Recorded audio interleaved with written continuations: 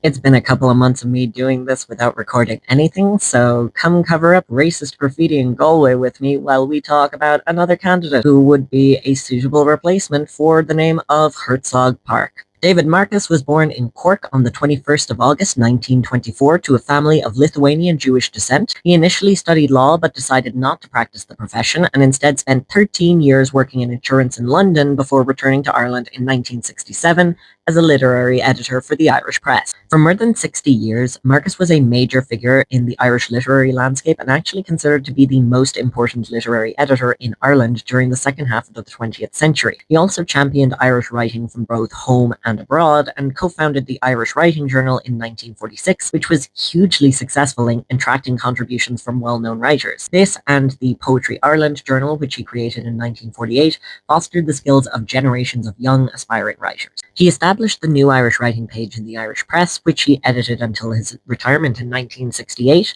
and is credited with the discovery of many of Ireland's best-known writers. First of Marcus's own works to be published was a translation of An Bonan Bui in the Irish Times, and in 1952 Dolman Press published his translation of Curtain Fawn Iha. Poems and short stories of his were accepted and published by Irish, British, and US magazines. In 1976, together with Philip McDermott, Marcus started Poolbeg Press, publishing the work of established but also especially new Irish writers. As an editor outside his newspaper work, Marcus created 30 anthologies of Irish short stories and poetry, including State of the Art 1992, Alternative Loves, Irish Gay and Lesbian Stories 1994, and most recently the Faber Book of Best New Irish Short Stories in 2007. His first novel, To Next Year in Jerusalem, was published in 1954. A Lawn Not Theirs in 1986 was set in Cork's Jewish community at the height of Black and Tan presence, and its sequel, A Land in Flames 1988, was set in Kerry during the War of Independence. These were followed by a short story collection, Who Ever Heard of an Irish Jew? In most of these, his autobiography and in its sequel, he explored the, quote, ongoing trauma of juggling, quote,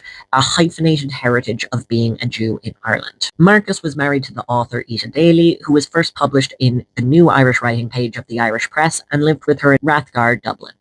In 2016, Daly published a memoir of their life together, I'll Drop a Line with You, A Life with David Marcus. And if you liked what you saw here, please follow along for more and hit all 4 buttons. Thanks, I'm Elliot, the Alt-Irish historian, and I hope to see you again.